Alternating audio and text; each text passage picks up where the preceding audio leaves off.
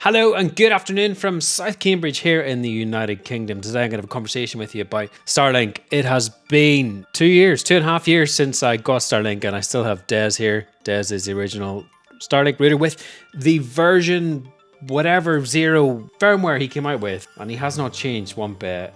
He is a wonderfully bad router that I would not recommend you use. And I'm going to share my experience with Starlink to date. The costs are £2,500 so far in terms of subscription fees, and the dish originally cost me £480 to get on the service. But that was back from March 2021. So where are we now in August 2023? Well, things have changed, and not necessarily for the better. So whenever I first got it, it was very exciting. If you were part of this little journey, you may remember some of the videos that I was sharing. We were doing massive speeds, 430 megabits per second. Very exciting. Thought it was going to get to gig. I think that was the original quote that Elon Musk made. In fact, I think he said it was going to be the main platform for mobile gaming with sub 20 ping. Well, it hasn't been that. It's always sat between 30 to 50. It shows sometimes it's 23, thereabouts, but it doesn't stay there. It's not consistent, so the speed has not got down to what he predicted, and maybe it will in the future, I don't know. But what it's done is it's enabled people like myself who live in a relatively rural area that don't have FTTP to access high-speed internet, and it's been a game changer in terms of what we've had. So we've been able to work from home during tricky times, so we've been able to game, not competitively, and it is quite frustrating when the things drop out now and again. Being able to upload videos to clients, do work, video conferencing, the kind of stuff that we would have struggled on fiber to cabinet, which we were already getting 4 megabits per second upload. So in terms of money and value and what you get for it, it's brilliant. If you're out in a limb and you haven't got access to anything else, it's been really good. But I say that quite hesitantly because it has got slower. I'm on the normal residential package, which, gosh, I think it currently runs anywhere between 30 to 250. It won't go above that. So we will not see the speeds we thought it was going to be. And genuinely was very excited that it was going to get there.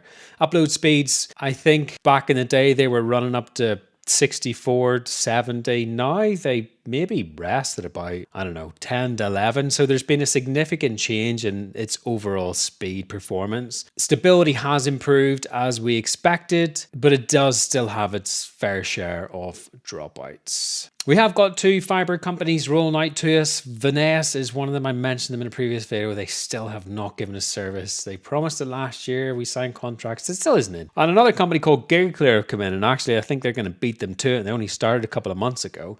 So if their build speed has anything to do with their internet speed, I imagine we'll probably be jumping on board with those. In terms of Starlink, I have absolutely loved my time with them. If you're in a position where you need internet access and you have no other alternative, it is amazing. And actually, I've seen some incredible speeds from people that have the mobile version. I think it does cost a bit more in terms of subscription, but they have them on their yachts. If I have a picture, I'm going to put one up. That is not my yacht. Well, it could be terrible. And also people that have RVs and use it mobile, it's been a really great for those people. They've been getting a lot out of it. But residential people here in the UK, one other thing which I find quite interesting over the journey of Starlink is the data cap thing. So they tried to bring in data cap to some places in Europe and America last year. It didn't go down too well with people, and there was a bit of a backlash against that. So now it's still an unlimited service, but it is a lot slower, and you can pay for a priority service. I don't really understand the price structure for it, but it costs a lot to get a lot faster and more data. So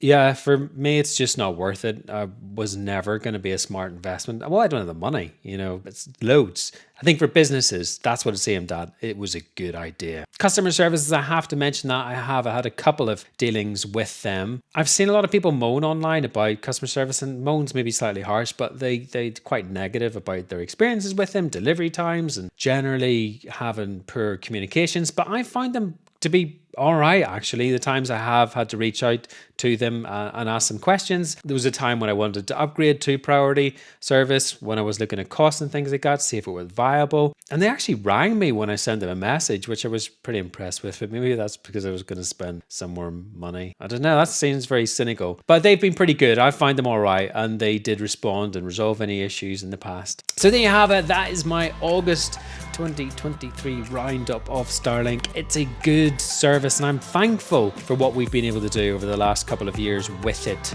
Now, once fiber to premises does come, I will reluctantly cancel my Starlink. I might leave the dish on there and do some, it's not even worth doing comparisons, that's silly. But I might leave it up there because it's now a part of our house and it's been a really interesting part of our lives. So if you're thinking about Starlink, I hope that helps explain who it's for. If you have other options, it's not for you. So there you have it. Whatever you're doing for the rest of the day, have a good one, and I will catch you later.